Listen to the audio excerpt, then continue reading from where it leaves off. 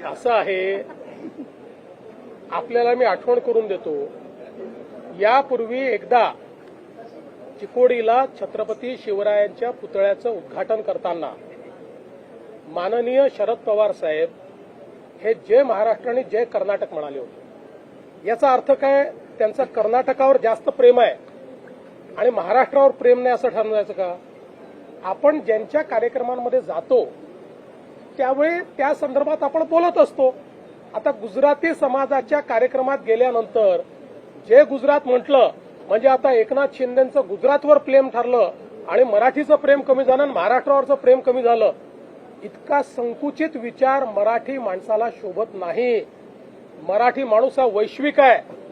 याच मराठी माणसाने अटकेपार झेंडा नेलाय, याच मराठी माणसाने संपूर्ण भारताला स्वतंत्र केलेला आहे।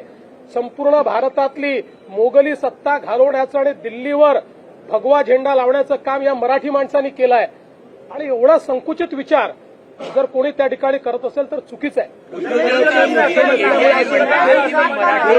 असे मुद्दे भ्रष्टाचाराचे मुद्दे नसल्यामुळे उपस्थित केले जात आहेत।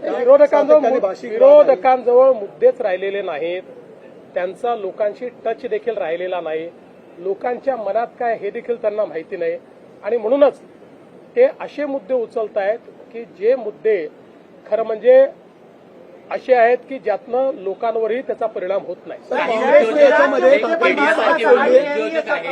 म्हणतात की महाराष्ट्रात राहूनही आम्ही मराठी शिकणार नाही, अशा व्यक्तींचं, अशा उद्योजकांचं काय करायचं? असं आहे की आपण महाराष्ट्रात राहिल्यानंतर मराठी शिकावी असा आग्रह करू शकतो पण दुराग्रह करू शकत नाही। मी उद्या तमिळनाडूमध्ये गेल्यानंतर कोणीही मला हा दुराग्रह करू शकत नाही की मी तमिळ शिकली पाहिजे। मला आवडते तमिळ भाषा, चांगली भाषा आहे, पण मला दुराग्रह नाही करू शकत कोणी।